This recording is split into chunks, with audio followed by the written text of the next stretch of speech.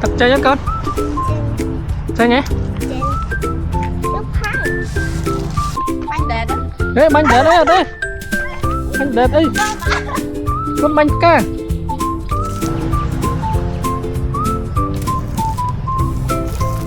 Ngạt bánh không, ngạt rụt đấy. Đi bánh mệt.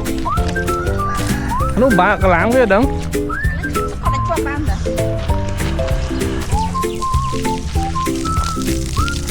Chặt tắc á con á.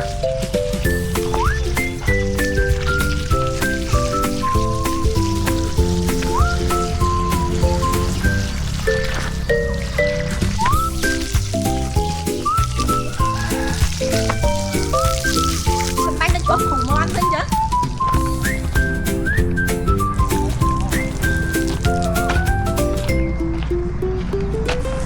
Chặt là áo con á. Nó mới thì nó đua.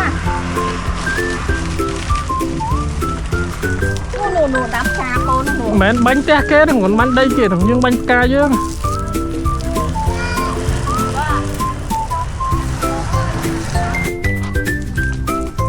Thôi nữa, ba bắt rồi.